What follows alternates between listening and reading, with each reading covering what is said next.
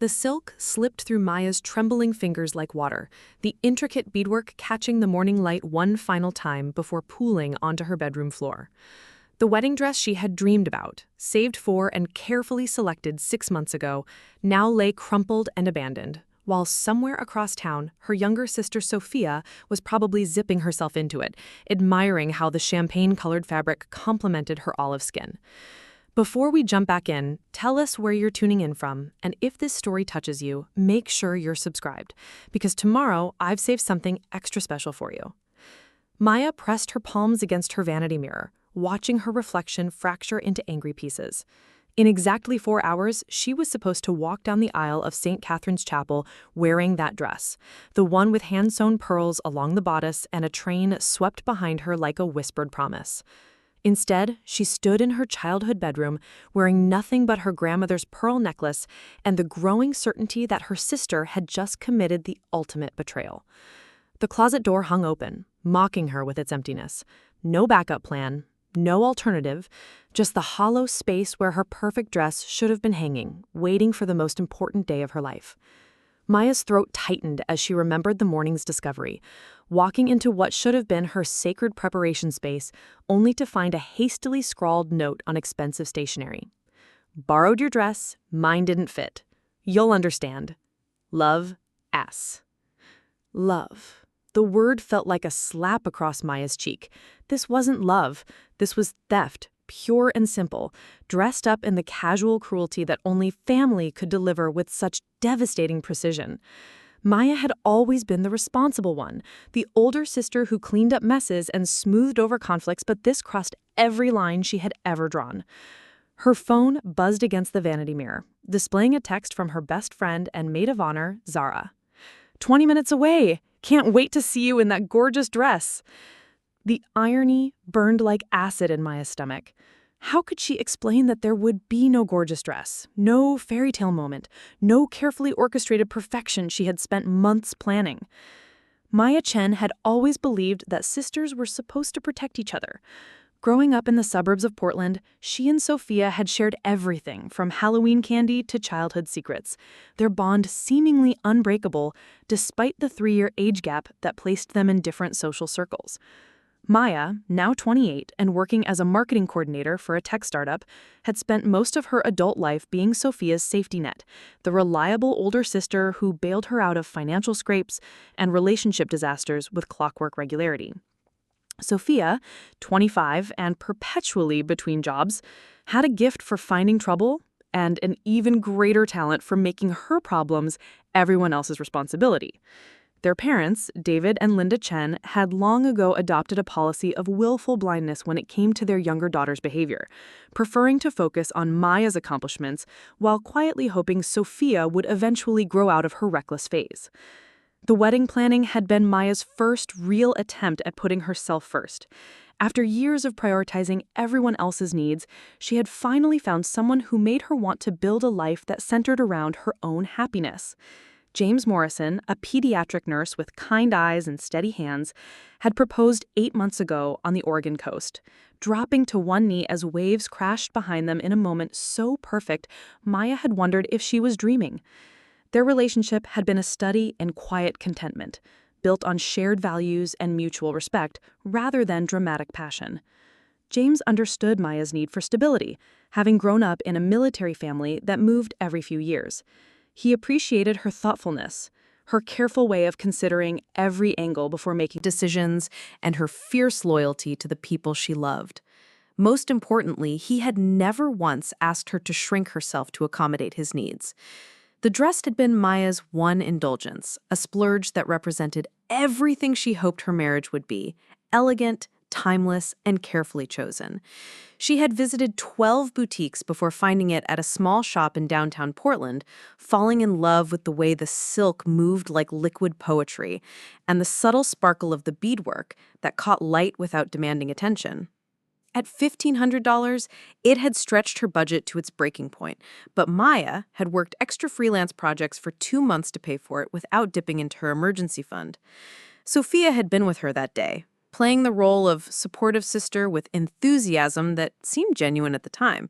She had gushed over Maya's choice, taking dozens of photos and insisting they celebrate with champagne at a nearby bistro. Maya remembered feeling grateful for Sophia's presence, touched by what seemed like authentic excitement about the upcoming wedding. The irony wasn't lost on her now. Sitting on her childhood bed in her parents' house where she had spent the night before her wedding in accordance with tradition.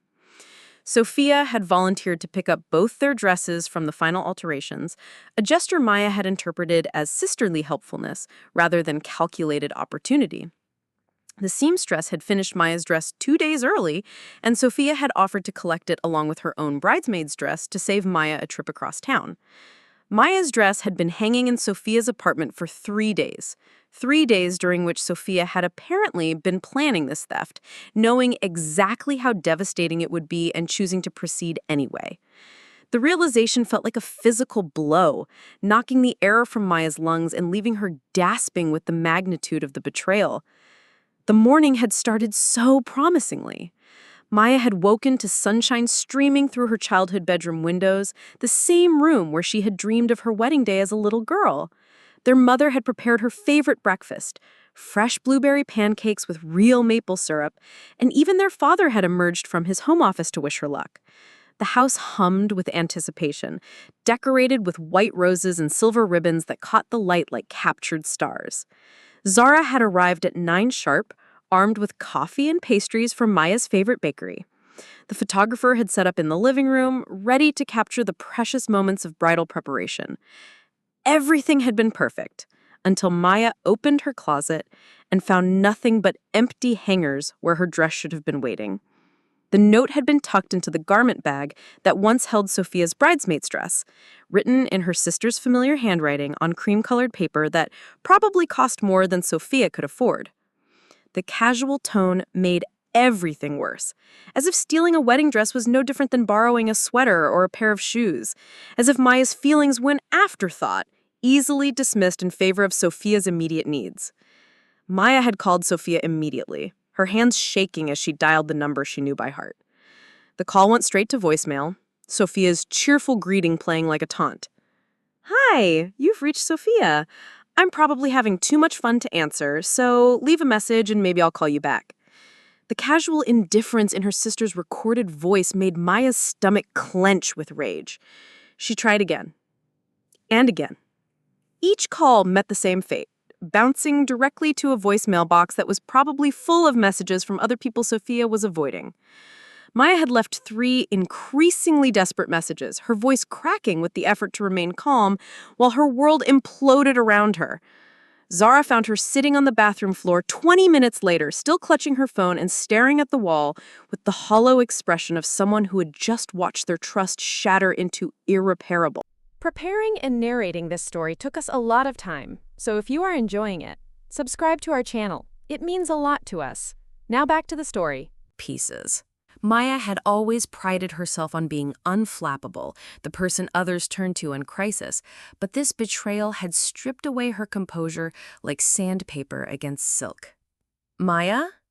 The photographer is asking about timeline, and your mom wants to know if you need help with your dress."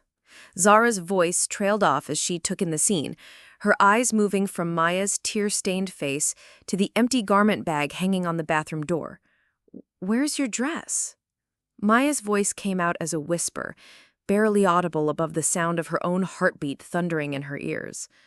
"Sophia took it." Zara's expression shifted through confusion, disbelief, and finally settled into a fury that matched Maya's own. She had never particularly liked Sophia, finding her flighty and self-centered, but even Zara hadn't anticipated something this cruel.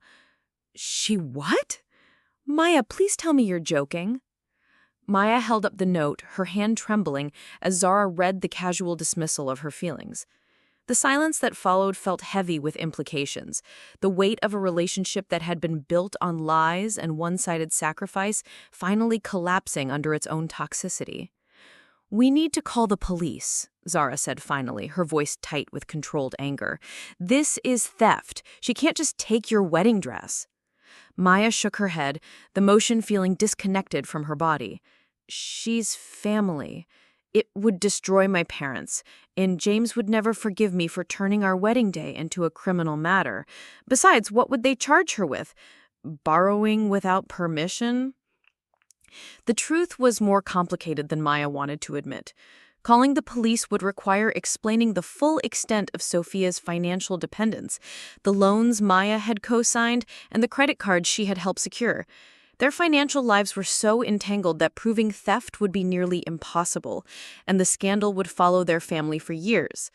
Sophia had chosen her moment perfectly, knowing Maya would be too concerned about family harmony to pursue legal action.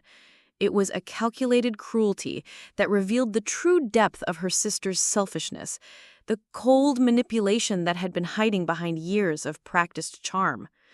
Maya's phone buzzed with a text message, and for a moment hope fluttered in her chest.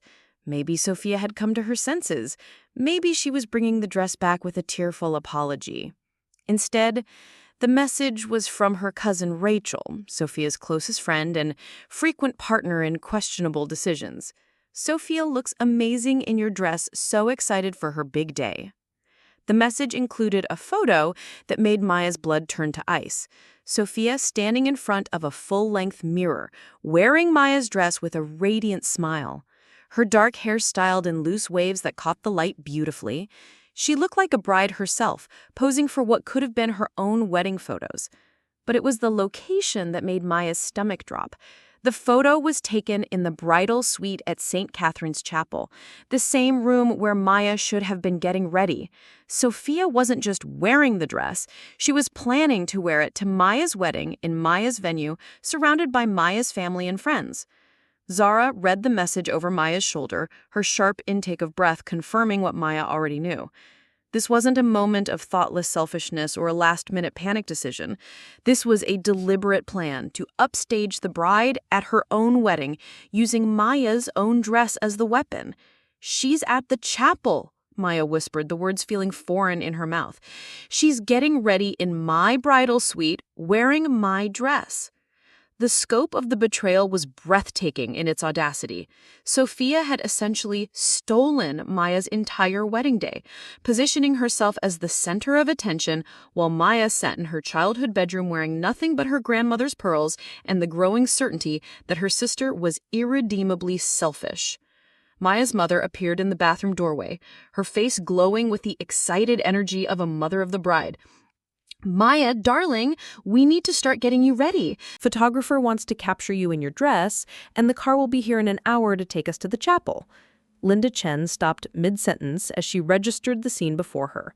Maya on the bathroom floor in her robe, Zara standing over her with murder in her eyes, and most tellingly, no wedding dress in sight. The excitement drained from her face, replaced by the careful, neutral expression she wore when Sophia had done something particularly destructive. "Where is your dress, sweetheart?" Maya held up her phone, showing her mother the photo of Sophia in the stolen gown. Linda's face went through the same progression of emotions Zara's had, but settled into weary resignation rather than anger. This was the look of a mother who had spent years making excuses for one daughter's behavior while expecting the other to absorb the damage without complaint. "I'm sure she has a good reason," Linda said finally, her voice lacking conviction. "Maybe there was a mix-up at the alterations shop. We can call and straighten this out." The automatic defense of Sophia's actions, even in the face of clear evidence, felt like a second betrayal. Maya realized she had been naive to expect her parents to prioritize her feelings over their instinct to protect Sophia from consequences. The family dynamic that had shaped her entire life was playing out in miniature, with Maya once again expected to be understanding, while Sophia faced no accountability for her choices. "Mom, she left a note. She took my dress deliberately." Maya's voice was steadier now, fueled by a growing anger that felt cleaner than the devastation that had preceded it.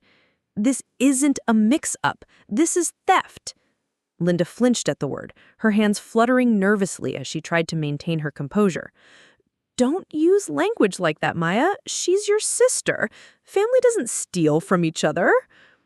The denial was so complete, so willfully blind, that Maya felt something fundamental shift inside her chest.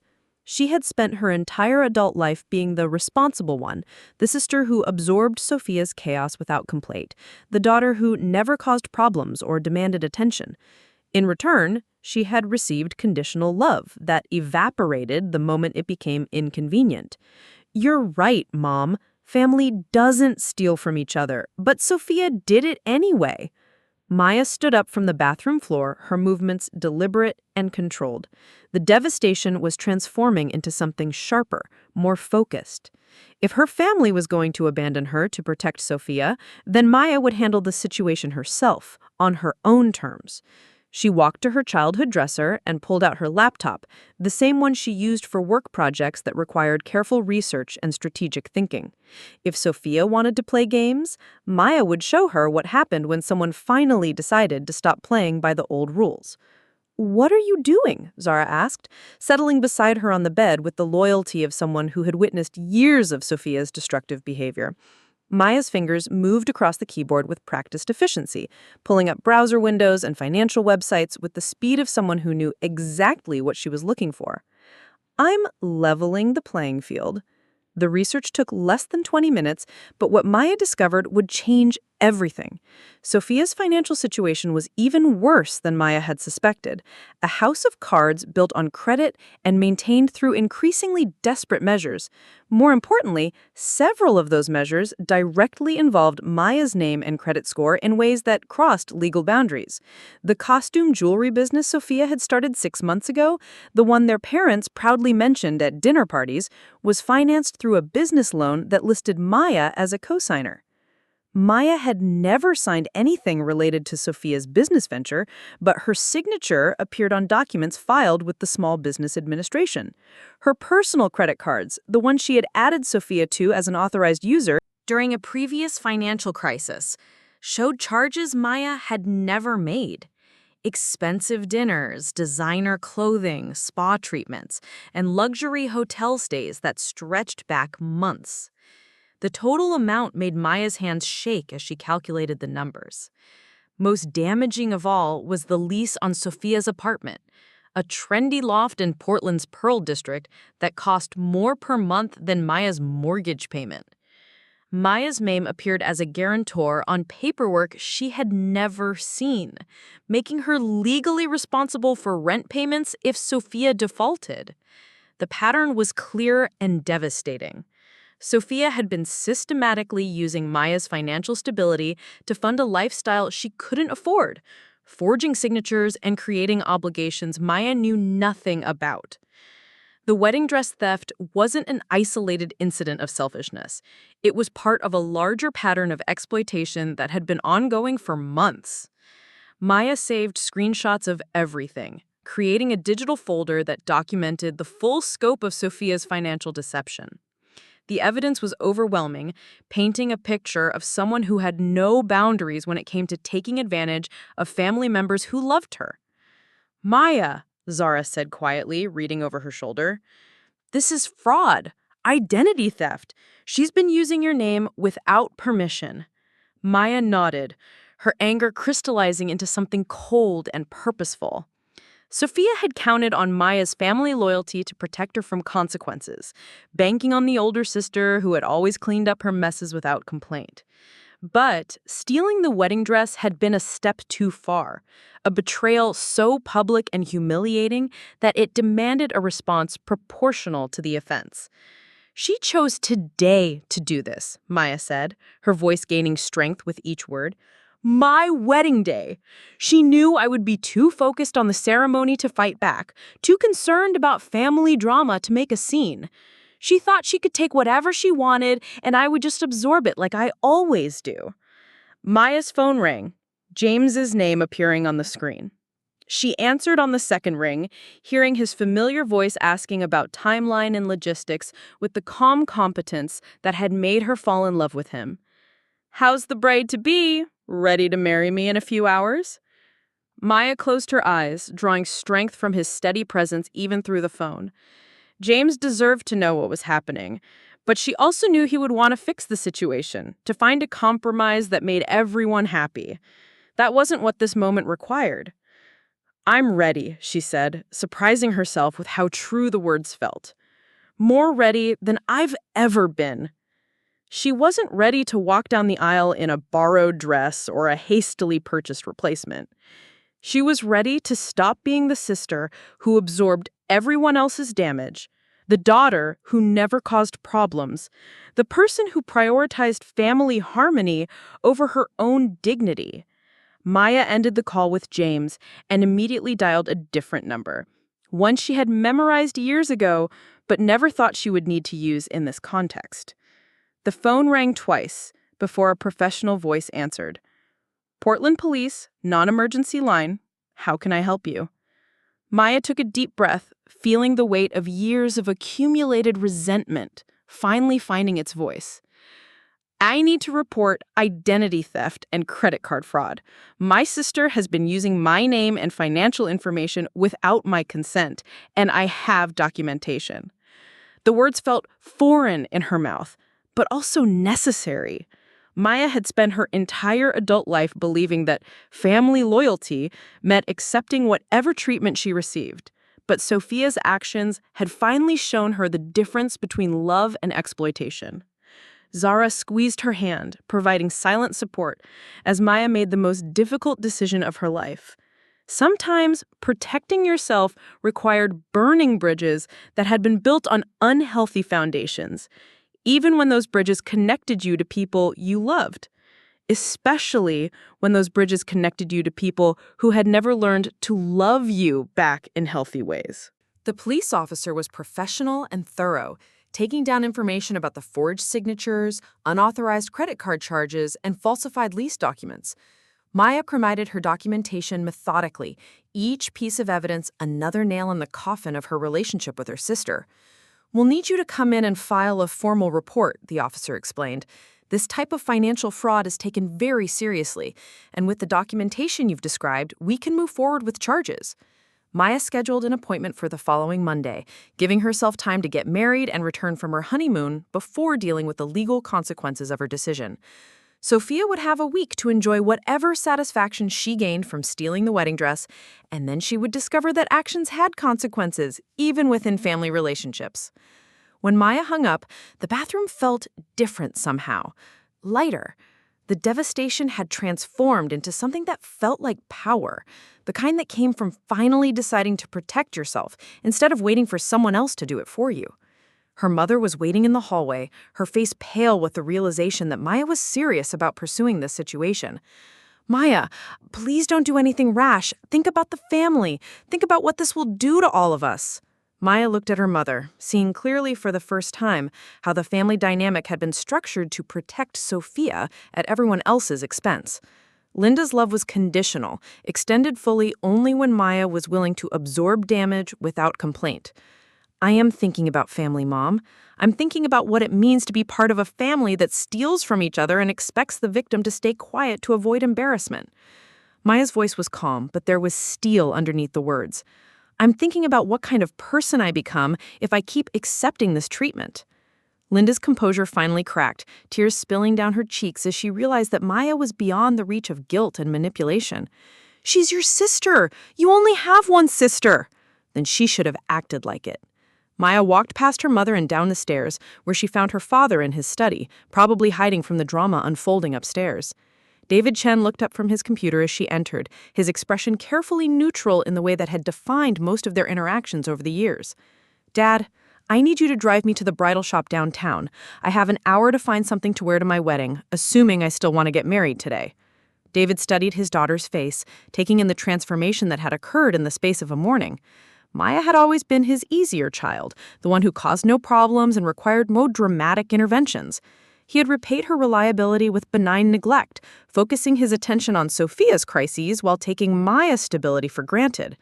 "What about Sophia?" he asked finally. Maya's laugh was sharp and humorless. "What about her? She made her choice when she stole my dress. Now she gets to live with the consequences." David nodded slowly, recognizing something in his daughter's voice that suggested the old family patterns were no longer viable. Maya had reached a breaking point that couldn't be smoothed over with platitudes about family loyalty or siblings working things out. "Let me get my keys," he said. As they drove toward downtown Portland, Maya felt something she hadn't experienced in years. the lightness that came from finally refusing to carry other people's burdens. Sophia could keep the stolen dress, along with whatever temporary satisfaction it brought her. Maya was done being the sister who absorbed everyone else's damage, and today seemed like the perfect day to start living differently. Need for a wedding dress that could be altered in under 2 hours. This happens more often than you might think, Mrs. Patterson said kindly, leading Maya toward a selection of sample dresses in her size. Family dynamics around weddings can be complicated. The important thing is that you're getting married to someone you love, and everything else is just details. Maya found herself drawn to a dress that was completely different from the one Sophia had stolen. Where the original had been classical and understated, this one was bold and modern, with clean lines that emphasized Maya's figure and a dramatic back that would photograph beautifully. The price was higher than she had originally budgeted, but Maya found herself not caring about the financial impact. She was buying more than a dress. She was buying the freedom to make decisions based on her own preferences, rather than other people's expectations. As Mrs. Patterson pinned the alterations needed to make the dress fit perfectly, Maya caught sight of herself in the three-way mirror. The woman looking back at her was someone she barely recognized, someone with steel in her spine and fire in her eyes, someone who had finally learned the difference between being loving and being a doormat.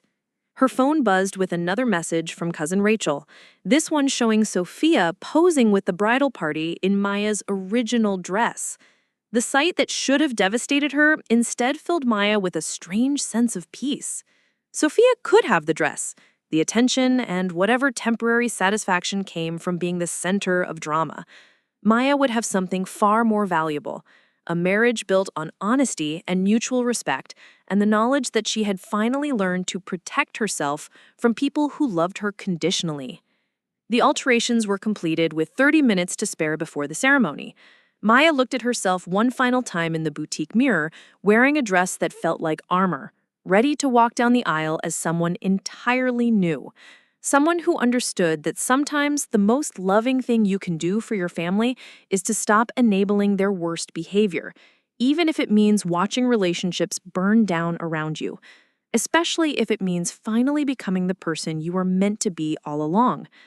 Maya arrived at St. Catherine's Chapel wearing her new dress like battle armor, the sleek fabric moving with purpose as she walked through the side entrance reserved for the bridal party. The venue coordinator, Mrs. Helena Rodriguez, rushed toward her with barely concealed panic etched across her professionally composed features. "Maya, thank goodness you're here. There's been a situation with your sister, and I wasn't sure how to handle it without speaking with you first."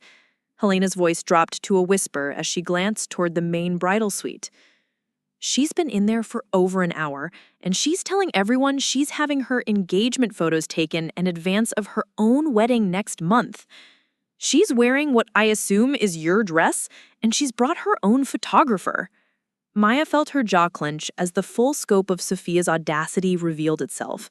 Not content with simply stealing the dress, her sister was using Maya's wedding venue as the backdrop for her own fictional engagement, essentially turning Maya's most important day into Sophia's personal photo shoot. "Where are my parents?" Maya asked, surprised by how steady her voice sounded despite the fury building in her chest. "They arrived 20 minutes ago with your groom and his family. I explained that there was a delay with bridal preparations, and they're waiting in the garden area. Your maid of honor went looking for you, and your photographers are asking about the timeline." Helena paused, studying Maya's transformed appearance. "That's a beautiful dress. Different from what I expected, but stunning." Maya smiled grimly. "Thank you. Plans changed this morning. Now I need you to do something for me. Can you quietly move my parents and James's family to the back garden, the area behind the reception hall? We're having a brief family meeting before the ceremony begins."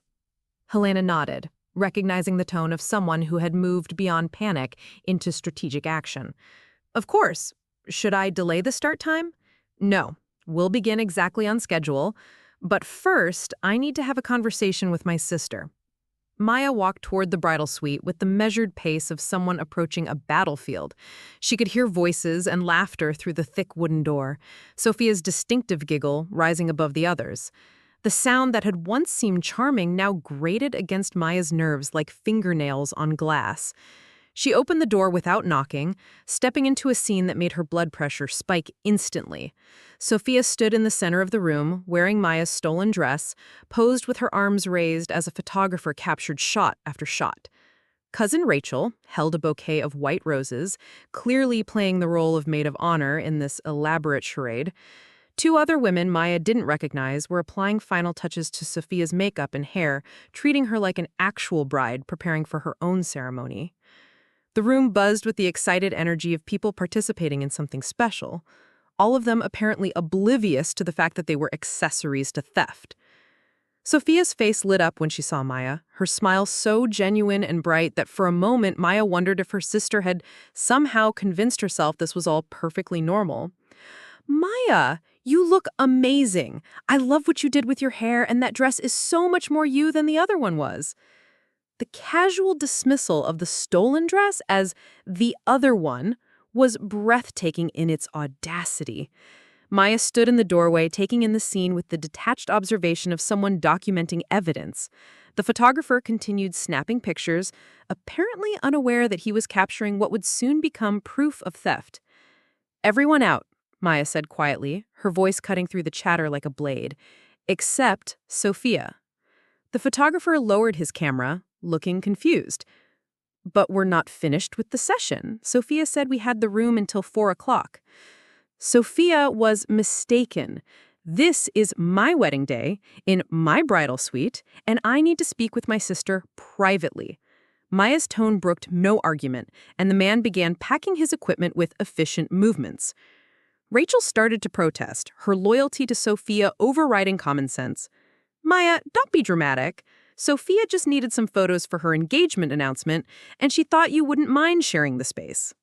Maya turned her full attention to Rachel, studying her cousin with new eyes. Rachel had always been Sophia's enabler, the friend who provided enthusiastic support for every questionable decision. But seeing her actively participate in the theft of Maya's dress revealed a level of moral flexibility that was genuinely shocking. "Rachel, if you don't leave this room in the next 30 seconds, I'll include you in the police report I'm filing on Monday morning." Maya's voice remained calm, but something in her expression made Rachel step backward. "The same report that will detail how Sophia has been committing identity theft and credit card fraud using my personal information." The room went silent except for the sound of equipment being hastily packed. Rachel's face drained of color as the implications sank in, and she grabbed her purse with shaking hands. The makeup artist and photographer followed her toward the door, their excited chatter replaced by uncomfortable murmurs about family drama and poor timing. When the door closed behind them, Maya found herself alone with Sophia for the first time in months. Her sister stood in the center of the room, still wearing the stolen dress, but her confident posture had shifted into something more defensive. "Maya, I can explain everything. My dress didn't fit right after the final alterations, and I knew you would want me to look good in the wedding photos. I was going to return this one before the ceremony, but then Rachel suggested we take some engagement photos. I had the chance to wear something so beautiful." The explanation was delivered with Sophia's practiced blend of apology and justification, the same tone she had used to explain away years of borrowed money, broken promises, and casual betrayals. Maya realized she had heard variations of this speech dozens of times, always ending with Maya accepting the explanation and moving forward as if nothing had happened. "Take it off," Maya said simply. Sophia blinked, her prepared speech interrupted. "What?" "The dress. Take it off. Right now." "Maya, be reasonable. The ceremony starts in less than an hour, and I can't exactly walk out there in my underwear. Besides, you have a beautiful new dress that suits you so much better.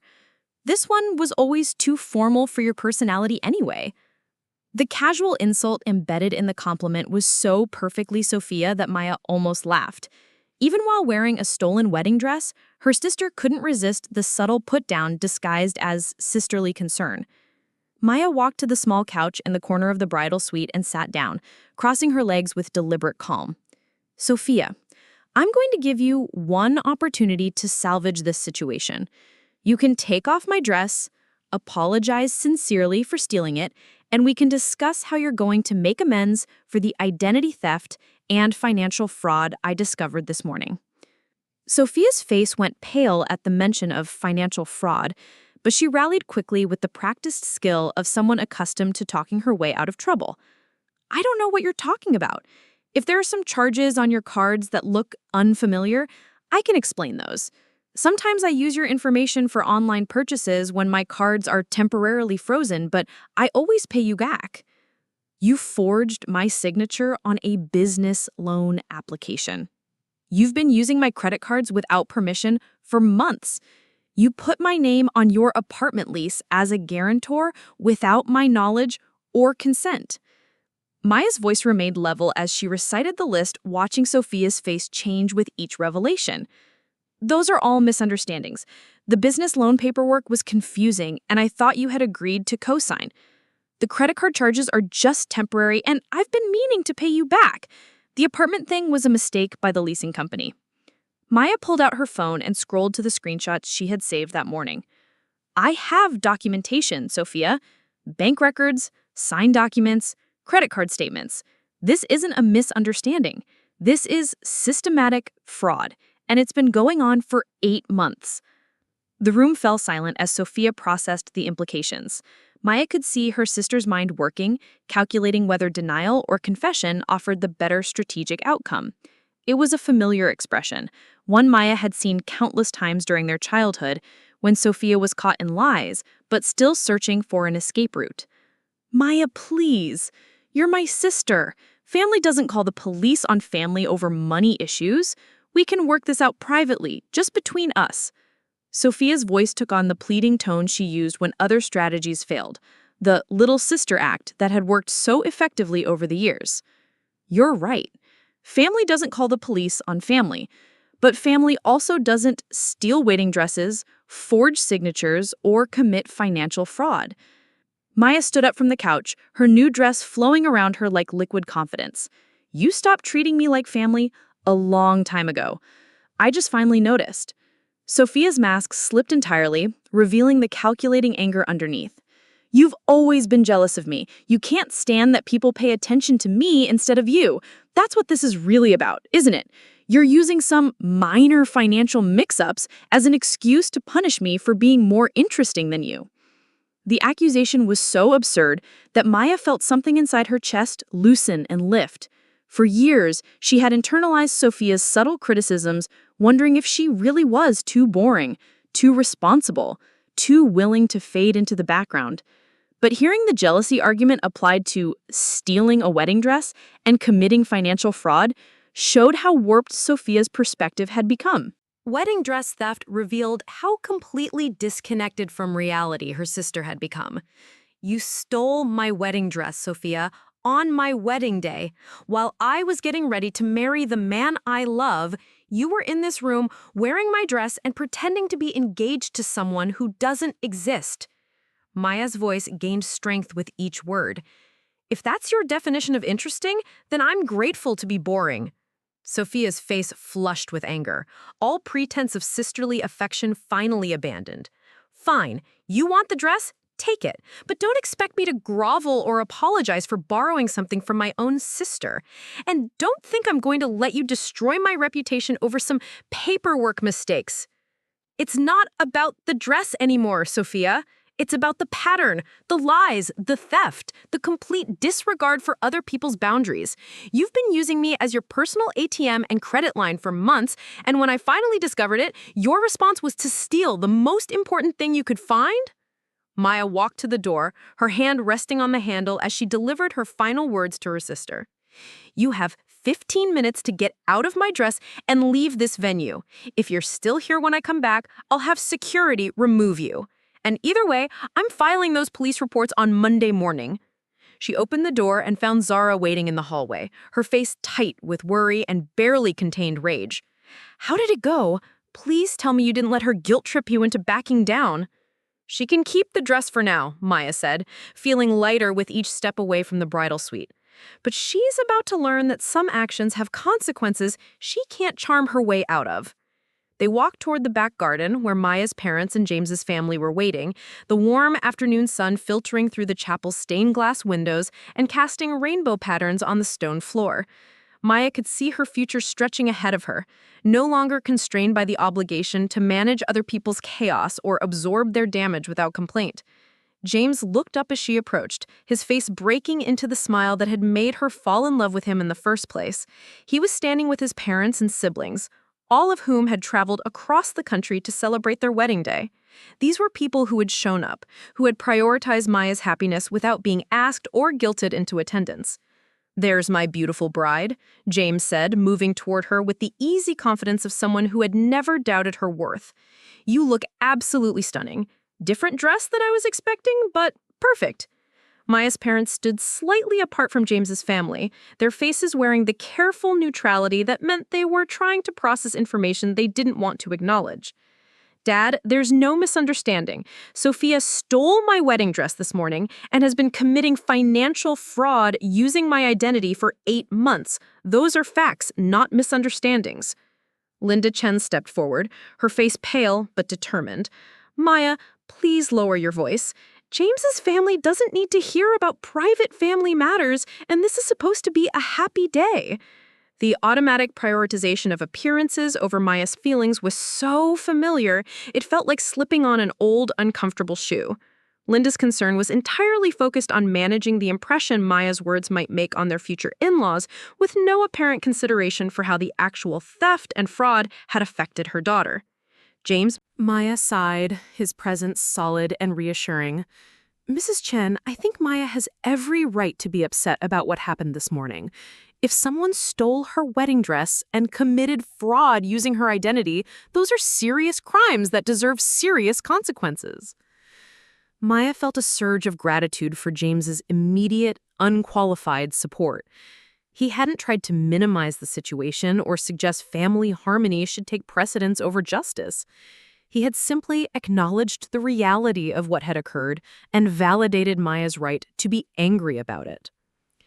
"James, you don't understand how complicated family relationships can be," David said with the patronizing tone he used when discussing topics he considered too nuanced for outsiders to grasp. "Sometimes siblings have conflicts that look serious from the outside, but are really just misunderstandings that can be resolved with patience and communication." Maya watched James's expression shift as he processed the full implications of her father's words. This was the moment when her new family would see exactly how her original family operated, the dynamic that had shaped her entire life and was still trying to shape this moment. "Mr. Chen, with respect, theft and fraud aren't family conflicts. They're crimes, and Maya deserves to have her feelings validated rather than dismissed, especially on her wedding day." James's voice remained polite, but there was steel underneath the courtesy. The tension in the garden was thick enough to cut, two family systems colliding over fundamentally different approaches to accountability and consequences. Maya realized that this moment was as important as the actual wedding ceremony, the point where she would choose which set of values would govern her married life. "I need everyone to understand something," Maya said, her voice carrying clearly across the garden. "I'm not asking for your opinions about what I should do. I'm informing you of decisions I've already made. Sophia stole my wedding dress and has been committing financial crimes using my identity. I've documented everything, and I'm filing police reports on Monday morning." Linda gasped, pressing her hand to her chest as if Maya had physically struck her. "Maya, you can't be serious. She's your sister. Think about what this will do to our family reputation." "I've spent my entire adult life thinking about the family reputation. I've absorbed Sophia's chaos, covered her debts, and made excuses for her behavior because maintaining family harmony was always more important than protecting myself." Maya's voice gained strength as she finally articulated thoughts she had never been allowed to express. "But stealing my wedding dress was the moment I realized that this family's idea of harmony means I disappear so Sophia can do whatever she wants without consequences." James's mother, Patricia Morrison, had been listening with the careful attention of someone trying to understand an unfamiliar dynamic. She was a retired social worker who had spent her career helping families navigate crises, and Maya could see her professional instincts activating as she assessed the situation. Maya, it sounds like you've been put in an impossible position for a very long time, Patricia said gently. Family loyalty shouldn't require you to accept abuse or enable harmful behavior. You have every right to protect yourself, even from people you love. The validation from someone outside the family system felt like cool water after years of drought. Maya had never heard an adult explicitly state that family loyalty had limits, that love didn't require accepting unlimited damage from people who claimed to care about you. David's face flushed with anger at the implication that their family dynamic constituted abuse. Mrs. Morrison, I think you're misunderstanding the situation. This is a private family matter that doesn't require outside intervention. Maya and Sophia have always been able to work through their differences. By work through their differences, do you mean Maya has always given in and absorbed whatever damage Sophia caused? James asked quietly, because that's what it sounds like from where I'm standing. The question hung in the air like a challenge, forcing Maya's parents to confront the reality of how conflicts had always been resolved in their family. Maya realized that her parents genuinely believed their approach was loving and healthy, that teaching one child to constantly accommodate another's bad behavior was a form of family harmony worth preserving. Sometimes maintaining family relationships requires sacrifice and compromise, Linda said finally. Maya has always been mature enough to understand that Sophia needs more support and patience. Maya felt the final piece of her childhood illusion crumble at her mother's words. Linda wasn't defending Sophia's behavior because she didn't know better. She was defending it because she genuinely believed that Maya existed primarily to manage and absorb Sophia's chaos, that her role in the family was to be endlessly understanding and self-sacrificing. Mom, listen to what you just said. You think my job is to provide unlimited support and patience for someone who steals from me and commits crimes using my identity? You think that's mature and healthy? Linda's face crumpled as the words she had spoken echoed back to her, revealing their true implications. For the first time, Maya saw her mother grapple with the possibility that their family's approach to conflict resolution had been fundamentally unfair to one of her daughters. I just want my family to stay together, Linda whispered. I don't want to lose either of my daughters. Maya's heart softened slightly at her mother's obvious pain, but her resolve remained unshaken. You're not losing me, Mom. But you are losing the version of me that accepted being treated badly to keep everyone else comfortable. That person is gone. The garden fell silent except for the sound of distant traffic and birds singing in the chapel's oak trees. Maya could feel the weight of everyone's attention, the moment balanced on the edge of transformation. She was choosing between two versions of her future. One where she continued to absorb other people's chaos to maintain false peace, and another where she protected herself even when it meant difficult consequences. Helena appeared at the garden's entrance, her professional composure intact, despite what Maya assumed had been a complicated 20 minutes dealing with Sophia and her photographer. Maya, your sister, has left the building. She asked me to tell you that she's keeping the dress as compensation for years of emotional damage and that you'll be hearing from her lawyer about harassment and false accusations. The threat was so perfectly Sophia that Maya almost laughed. Even while fleeing the scene of her own crimes, her sister managed to position herself as the victim and Maya as the aggressor. The ability to reframe reality to suit her narrative was truly impressive in its audacity. Thank you, Helena. Has she actually left the property, or is she waiting in the parking lot for dramatic effect? She got into a car with the young woman who was serving as her maid of honor. They appeared to be having an intense conversation as they drove away. Helena paused, studying Maya's face. Are you ready to proceed with the ceremony, or do you need more time to process which has happened? Maya looked around the garden at the assembled group, James standing beside her with unwavering support, his family offering the kind of unconditional acceptance she had never experienced, her own parents struggling to understand how their family dynamics had led to this moment. The afternoon sun cast everything in golden light, and Maya realized she had never felt more ready for anything in her life. "I'm ready, more than ready." James squeezed her hand, his smile bright enough to rival the sun. "Then let's get married." As they walked toward the chapel's main entrance, Maya's phone buzzed with a text from an unknown number. She glanced at the screen and saw a message that made her stomach clench with fresh anger. "This isn't over. You'll regret choosing a stranger over your own Sister, hope your marriage fails as badly as your family relationships. SYIS. Maya showed the message to James, who read it with the careful attention of someone documenting evidence.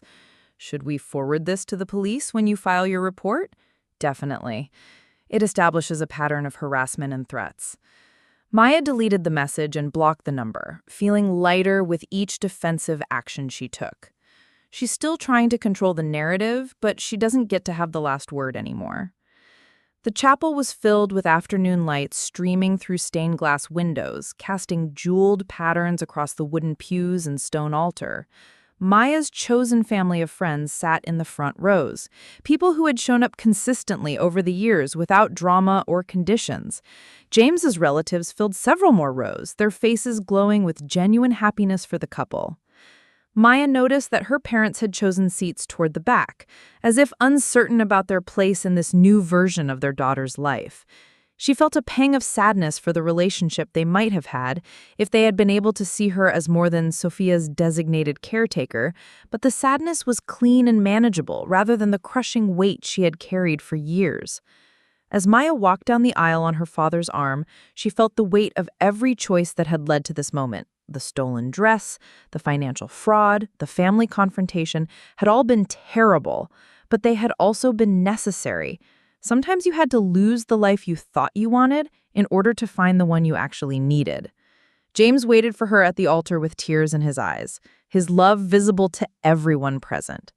When David placed Maya's hand in James's and stepped back, Maya felt the symbolic transfer of belonging, moving from a family that had never quite known what to do with her into one that had chosen her deliberately and completely. The ceremony proceeded with the grace of something that was always meant to happen, vows exchanged with voices steady and hearts full.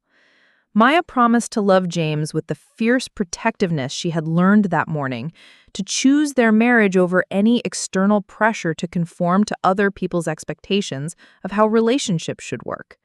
When they kissed as husband and wife, Maya tasted freedom along with love. The flavor of a life finally lived on her own terms. The applause that filled the chapel was genuine and joyful, coming from people who were celebrating Maya's happiness rather than performing obligation or managing appearances. As they walked back down the aisle together, Maya caught sight of her phone lighting up with notifications. More messages from unknown numbers, probably Sophia's friends expressing outrage about the misunderstanding and Maya's overreaction. She turned the phone off without reading them, choosing to focus on the moment rather than the drama that would always be waiting for her attention. The reception moved forward with the momentum of celebration, toasts given by people who had actually shown up, dancing to music that Maya and James had chosen together. Maya's parents attended but remained subdued, clearly processing the day's revelations and their implications for the family's future. Near the end of the evening, Linda approached Maya during a quiet moment between dances. Her mother's face showed the exhaustion that came from having fundamental assumptions challenged, but also something that might have been the beginning of understanding. "Maya, I want you to know that I heard what you said today about the family dynamics, about how we've handled conflicts over the years. I need some time to think about it all, but I don't want you to think I'm dismissing your feelings." Maya studied her mother's face, searching for signs of genuine reflection rather than temporary appeasement. Linda looked older than she had that morning, as if the day's events had forced her to confront truths she had been avoiding for years. "Mom, I love you. I love Dad. And despite everything that happened today, I even love Sophia. But I can't love any of you in ways that require me to disappear or accept being treated badly. That version of love almost destroyed me."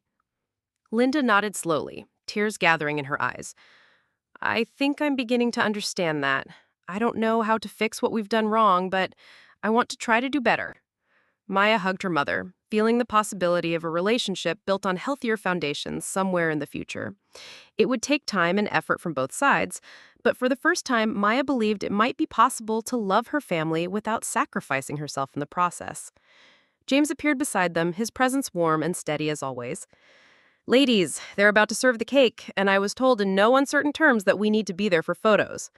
Maya laughed, realizing that in all the drama of the morning, she had forgotten about cake cutting and bouquet tosses and all the traditional moments she had planned so carefully.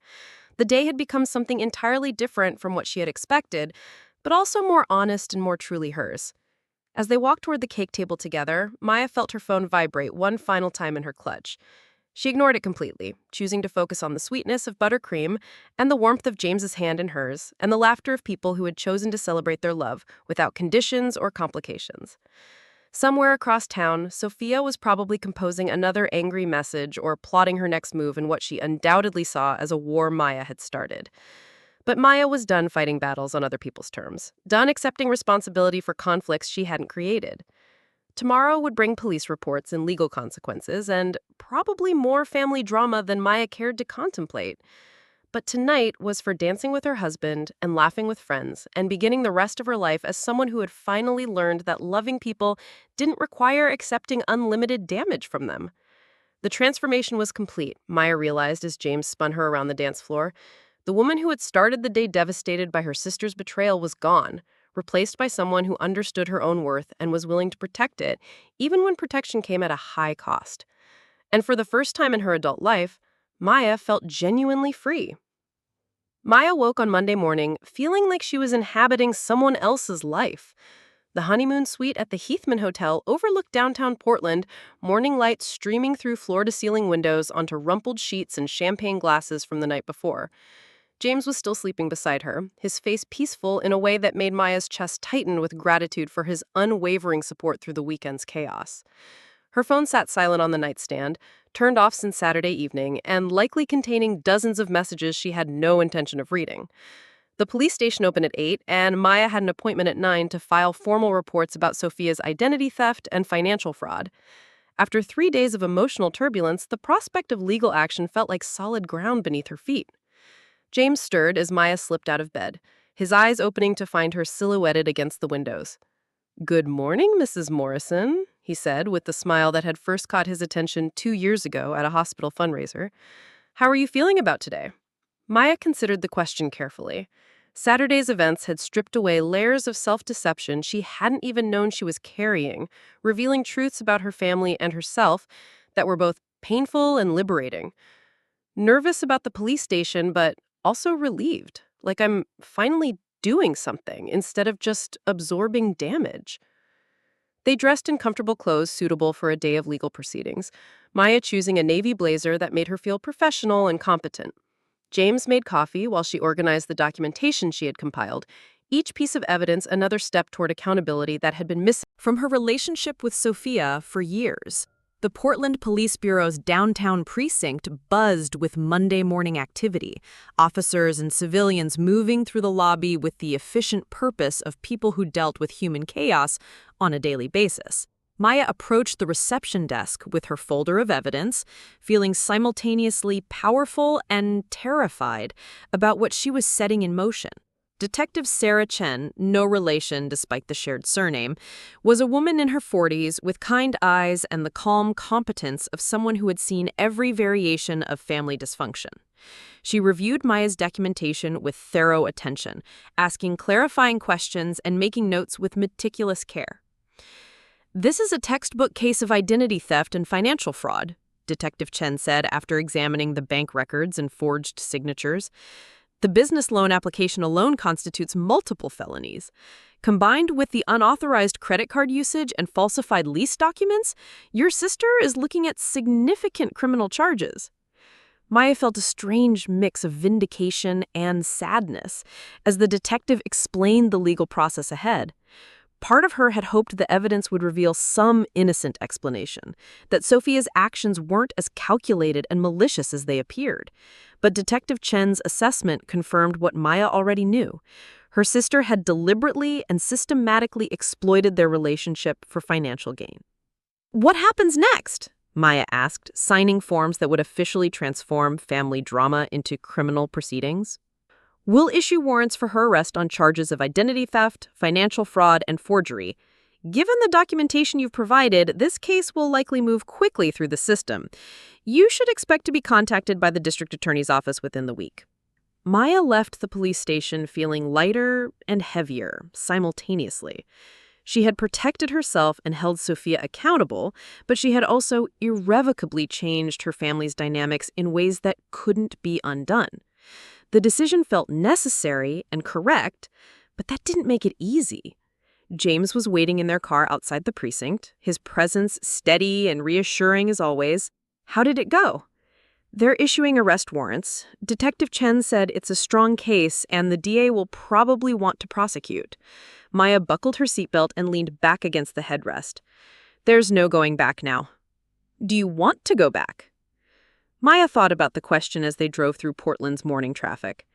Did she want to return to the version of herself who absorbed Sophia's chaos without complaint, who prioritized family harmony over her own well-being, who had spent years being diminished and taken for granted? The answer was immediate and absolute. No, I want to move forward as someone who protects herself, even when protection is complicated and painful. They spent the morning at Maya's apartment, packing belongings for their delayed honeymoon trip to the Oregon coast. The familiar routine of folding clothes and organizing toiletries felt grounding after the emotional intensity of the weekend. Maya's phone remained off, but she could sense the weight of unread messages and missed calls waiting for her attention. At noon, unable to avoid reality any longer, Maya turned on her phone. The screen immediately filled with notifications, 47 missed calls, 63 text messages, and dozens of voicemail alerts. The numbers were staggering, representing hours of attempted contact from people who wanted explanations, apologies, or traumatic confrontations. Most of the messages were from family members and Sophia's friends, but several came from unknown numbers that likely belonged to reporters or people who had heard about the wedding day drama through social media. Law enforcement. One message from her mother stood out among the angry voices. Maya, please call me. Your father and I have been talking all weekend, and we need to have a real conversation about everything that happened. No judgment, just honesty. Maya showed the message to James, who read it with careful attention. That sounds different from the usual family damage control.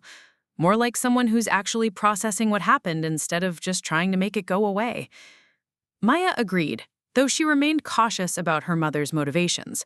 Linda Chen had spent years perfecting the art of managing family crises through emotional manipulation disguised as love, and Maya wasn't ready to trust that this time would be different. Among the messages from unknown numbers, one caught Maya's attention because of its professional tone. Miss Morrison, this is Jennifer Walsh from Channel 8 News. We're working on a story about wedding day family conflicts and their impact on young adults. We'd love to get your perspective on what happened Saturday and how it reflects broader social issues. Please call me at your earliest convenience. Maya deleted the message without hesitation, having no interest in turning her personal crisis into public entertainment. She had already paid too high a price for Saturday's events to compound it by feeding media speculation about family dysfunction. The one message that made Maya's stomach clench with genuine worry came from her cousin Rachel. Maya, Sophia was arrested this morning at her apartment. She's being held without bail because of outstanding warrants from other states. I thought you should know what your vindictiveness has accomplished. Maya stared at the message, processing the information and its implications. Sophia's arrest had happened faster than expected, and the mention of outstanding warrants from other states suggested her sister's financial crimes extended far beyond what Maya had discovered. The situation was more serious and more complex than anyone in the family had realized. James read the message over Maya's shoulder, his expression shifting from concern to grim understanding. She's been doing this in other places, to other people. Maya, you weren't her first victim, and you probably wouldn't have been her last.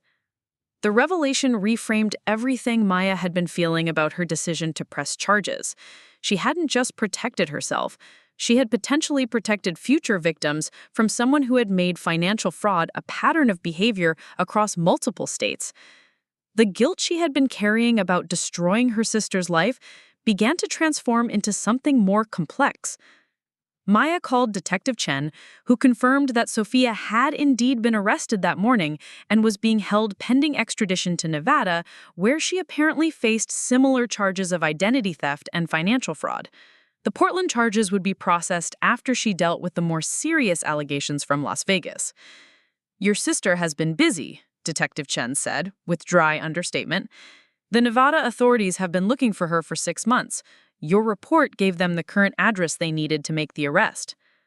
Maya hung up, feeling overwhelmed by the scope of Sophia's deception. Her sister hadn't just been stealing from family. She had been running sophisticated financial scams across state lines, using different identities and false documents to fund a lifestyle she couldn't afford. The wedding dress theft had been a minor crime compared to the federal charges Sophia was now facing. James found Maya sitting in their bedroom, staring at her phone with the expression of someone trying to process information that didn't fit any existing framework. "Talk to me. What are you thinking?" "I keep wondering how long this has been going on, how many people she's hurt, how many lies she's told, how much of our entire relationship was based on things that weren't real." Maya's voice was quiet, almost wondering. "I thought I was protecting a sister who made bad decisions, but I was Enabling someone who was hurting strangers, people who trusted her the way I did." The afternoon brought a steady stream of phone calls Maya refused to answer, each one representing someone who wanted her to explain, apologize, or undo decisions that were already set in motion. She recognized the numbers of aunts, uncles, and family friends who had probably spent their weekends discussing the scandal and deciding Maya was the villain in a story they didn't fully understand. At 3 o'clock, Maya's doorbell rang with the insistent urgency of someone who had been calling without success. She peered through the peephole and saw her mother standing on the porch, alone and looking older than Maya had ever seen her. Linda's usual polished appearance was replaced by something more honest. Red eyes, rumpled clothes, and the posture of someone who had spent days crying. Maya opened the door cautiously, prepared for emotional manipulation or dramatic accusations. Instead, Linda stepped inside and immediately pulled Maya into a hug that felt different from any embrace they had shared in years. This one carried the weight of genuine remorse, rather than performance or obligation. "I'm so sorry," Linda whispered against Maya's hair. "I'm sorry for Saturday, and I'm sorry for all the years before Saturday, when I asked you to be the responsible one while your sister got to be the interesting one. I'm sorry I didn't protect you the way I protected her." Maya felt tears she hadn't expected, the relief of finally hearing words she had needed for decades. She hugged her mother back, allowing herself to feel the grief for the relationship they could have had if Linda had been able to see both daughters clearly instead of casting them in fixed roles. They sat in Maya's living room, the same space where she had discovered Sophia's financial crimes just days earlier. Linda looked around the apartment with new attention, taking in details she had previously overlooked. The careful decorating that reflected Maya's personality, the organized workspace where she ran her freelance business, the photos of friends and achievements that told the story of a life lived thoughtfully and well. "I've been thinking about what you said Saturday, about how we handled conflicts in our family, about how I expected you to always be the one who compromised and gave in." Linda's voice was steady, but Maya could see the effort it required. "I told myself I was teaching you to be mature and understanding, but I was really just taking the easy way out. It was simpler to ask you to absorb Sophia's chaos than to hold her accountable for creating it." Maya studied her mother's face, searching for signs that this was another manipulation disguised as accountability. But Linda's expression held something Maya had rarely seen: genuine self-reflection rather than strategic remorse. "Mom, I need you to understand that I can't go back to being the daughter who fixes everyone else's problems at the expense of her own well-being. That version of me is gone, and she's not coming back. Linda nodded, tears spilling down her cheeks. I don't want her to come back. I want to know the Maya who stands up for herself, who protects herself, who knows her own worth. I should have been encouraging that person all along instead of asking her to disappear. They talked for 2 hours, Linda sharing details about Sophia's childhood that Maya had never heard. The stealing that started in elementary school, the lies that became more elaborate over time, the manipulation tactics that had been refined through years of practice. Linda had known about many of these behaviors, but had chosen to handle them privately, believing that family problems should be solved within the family. The detective called us this morning to inform us about Sophia's arrest. She also told us about the charges in Nevada, about how extensive this has been. Maya, I owe you an apology that goes beyond Saturday. You tried to tell me about Sophia's behavior over the years, and I dismissed your concerns because it was easier Facing the truth. Maya felt a door opening in her chest, the possibility of rebuilding her relationship with her mother on healthier foundations. It would take time and sustained effort from both sides, but for the first time, Maya believed Linda genuinely wanted to change, rather than just smooth over the crisis until things returned to their previous dysfunction. James emerged from the bedroom where he had been giving them privacy, his presence warm and unobtrusive as he joined their conversation. Linda turned to him with an expression Maya had never seen her direct toward any of Maya's previous boyfriends. Genuine respect and gratitude. James, I want to thank you for supporting Maya through all of this. And I want to apologize for the way my family handled your wedding day. You deserved better, and so did Maya. James accepted the apology with grace, but Maya could see him evaluating Linda's sincerity with the careful attention of someone who had watched his wife be hurt by people who claimed to love her. His acceptance would be earned through consistent behavior over time, not granted based on a single conversation. That evening, Maya finally returned her father's calls. David was more cautious than Linda had been, his conversation measured and thoughtful in the way that characterized all his interactions with emotionally charged topics. But underneath his careful words, Maya sensed the same fundamental shift she had seen in her mother. I've been thinking about the business loan situation, David said, his voice heavy with implications Maya was still processing. About how your name ended up on documents you never signed. Maya, that's not just fraud. That's a violation of trust that goes to the core of what family relationships are supposed to be. David had spent his career as an accountant, dealing with financial documents and understanding the serious legal implications of forged signatures. For him to acknowledge that Sophia's actions constituted real crimes, rather than family misunderstandings, represented a significant shift in perspective. Dad, I need you to know that I'm not trying to destroy Sophia or punish her out of spite. But I also can't pretend that what she did was acceptable just because we're related. I know that now, and I'm proud of you for protecting yourself, even though it meant making decisions that were painful for all of us. David's voice carried more emotion than Maya was accustomed to hearing from him. I should have taught both my daughters that actions have consequences, even when those actions affect family members. Especially then. Maya's parents weren't the only ones grappling with the weekend's revelations. Over the following days, she received messages from relatives and family friends who had heard various versions of the story and were trying to understand what had actually happened. Some were supportive, expressing admiration for Maya's courage in holding Sophia accountable. Others were critical, maintaining that family loyalty should have prevented legal action regardless of the circumstances. The most surprising message came from Sophia's ex-boyfriend, Marcus, who had dated her for 2 years before their dramatic breakup 6 months earlier. Maya had always liked Marcus, but had lost touch with him when the relationship ended, assuming he would naturally side with Sophia in any family conflict. Maya, I heard about what happened, and I wanted you to know that you did the right thing. Sophia stole money from me too, and used my credit cards without permission. I never pressed charges because I thought it was just relationship drama, but now I'm wondering how many other people she's hurt.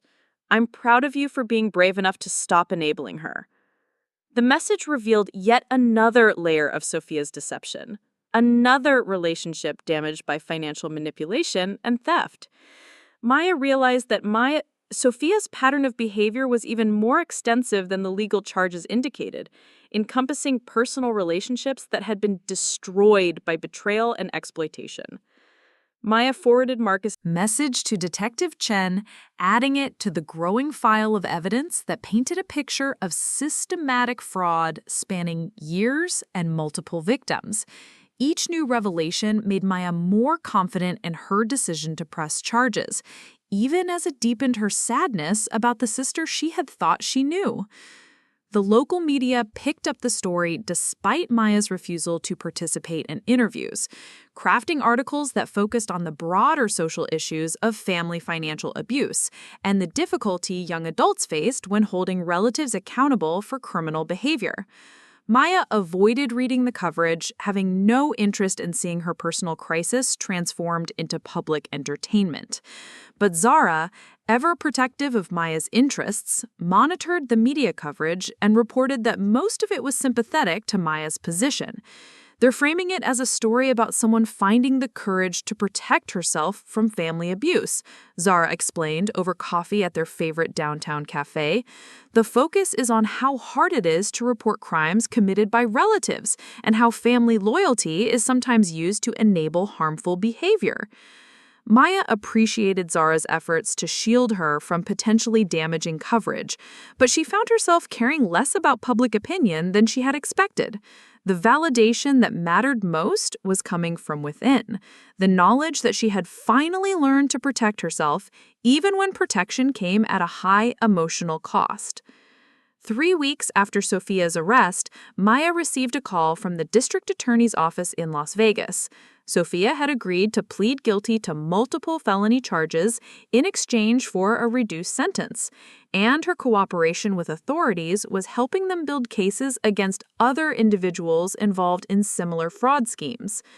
"Your sister appears to have been part of a larger network of people who specialized in identity theft and financial fraud," the prosecutor explained. "Her willingness to provide information about other participants is being taken into consideration for sentencing, but she's still looking at several years in federal prison." Maya absorbed this information with complicated feelings. Relief that Sophia was being held accountable, mixed with sadness for the choices that had led to this outcome. And underneath everything was a strange sense of freedom. For the first time in her adult life, Maya didn't feel responsible for managing or minimizing her sister's consequences. The delayed honeymoon to the Oregon coast provided a welcome respite from the legal proceedings and family drama. Maya and James spent a week in a beachfront cottage, walking along empty beaches and talking about their future without the weight of dysfunction and crisis management. "I keep waiting to feel guilty about Sophia being in prison," Maya confessed as they watched the sunset from their deck. "But mostly, I just feel relieved that I don't have to worry about what she's going to do next or how much it's going to cost me to fix it." James understood her mixed emotions without judgment, having witnessed the full scope of Maya's family dynamics and their impact on her well-being. You can love someone and still protect yourself from them. Those aren't contradictory feelings. When they returned to Portland, Maya found that her professional life had been unexpectedly affected by the media coverage of her story. Several potential clients had reached out specifically because they admired her courage in holding a family member accountable, and her freelance design business was busier than it had ever been. More significantly, Maya received a call from a nonprofit organization that provided support services to victims of family financial abuse. They were looking for someone to speak at conferences and workshops about the unique challenges faced by people whose relatives had exploited their trust and financial resources. "We get calls every week from people who are dealing with situations similar to yours," the program director explained. "Family members who forge signatures, steal identities, or manipulate financial relationships. Most of our callers feel trapped between protecting themselves and maintaining family relationships. Your story could help them understand that they have options." Maya agreed to speak at their next conference, feeling called to transform her painful experience into something that might help other people navigate similar situations. The invitation represented a complete reversal of her previous role as someone who absorbed family chaos. Now she was being asked to help others find the courage to protect themselves. 6 months after the wedding, Maya's relationship with her parents had settled into a new pattern built on honesty rather than conflict avoidance. Linda and David made consistent efforts to treat both daughters equally, no longer expecting Maya to absorb Sophia's chaos or make excuses for behavior they wouldn't accept from anyone else. The transformation wasn't always smooth. Old habits of communication and expectation occasionally resurged, requiring careful conversations about boundaries and accountability. But the fundamental shift was real and sustainable, based on Linda and David's genuine recognition of how their previous approach had damaged their relationship with Maya. Sophia wrote letters from prison, initially filled with anger and accusations about Maya's betrayal of family loyalty. But as her legal situation stabilized and she participated in counseling programs, the tone of her correspondence gradually shifted towards something that might eventually become accountability. Maya read the letters but didn't respond, maintaining boundaries that protected her emotional well-being while leaving space for potential reconciliation in the distant future. She had learned that loving someone didn't require accepting unlimited damage from them, and that family relationships could be rebuilt on healthier foundations if both parties were willing to do the work. The wedding dress that had started it all remained in Sophia's possession, locked away with her other belongings when she was arrested. Maya never attempted to recover it, having moved beyond the symbolic significance of the theft to focus on the larger patterns it had revealed. Instead, she kept the dress she had worn to her actual wedding, hanging in her closet as a reminder of the day she had learned to protect herself. Sometimes she would touch the fabric and remember the feeling of walking down the aisle as someone entirely new, someone who understood her own worth and was willing to fight for it.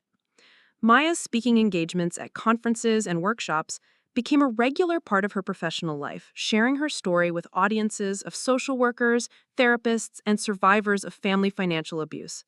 The responses were consistently powerful, with people approaching her afterward to share their own stories of relatives who had exploited their trust and resources.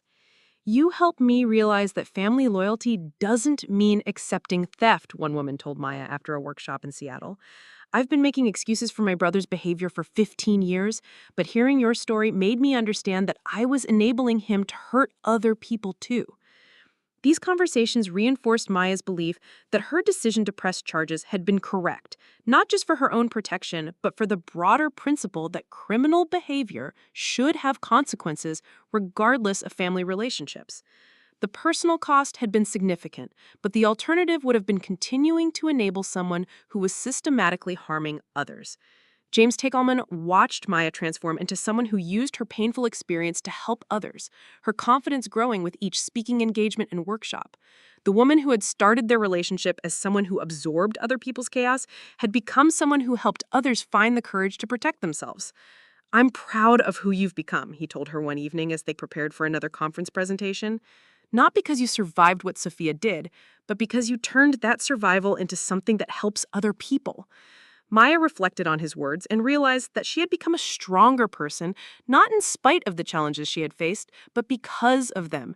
She had gone from being a victim to someone who had used her experience to help empower others. As she reviewed her presentation notes, thinking about the journey from victim to survivor to advocate, the path had been more difficult and more rewarding than she could have imagined when she first discovered her stolen wedding dress. On the first anniversary of their wedding, Maya and James returned to St. Catherine's Chapel for a renewal ceremony they had designed entirely themselves. This time, Maya wore a dress she had chosen specifically for the occasion, with no borrowed elements or family drama to complicate the celebration. The guest list was smaller, but more authentic, filled with people who had consistently supported Maya through the difficult months following her decision to press charges against Sophia. Her parents attended with genuine joy rather than obligation. Their relationship with Maya rebuilt on healthier foundations. As Maya walked down the aisle for the second time, she thought about the woman she had been a year earlier, someone who believed that family loyalty required accepting unlimited damage.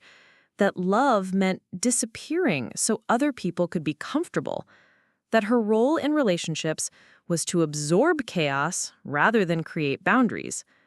That woman was gone, replaced by someone who understood that protecting yourself was an act of love rather than selfishness, that healthy relationships required mutual respect and accountability, and that sometimes the most courageous thing you could do was refuse to enable someone else's destructive behavior.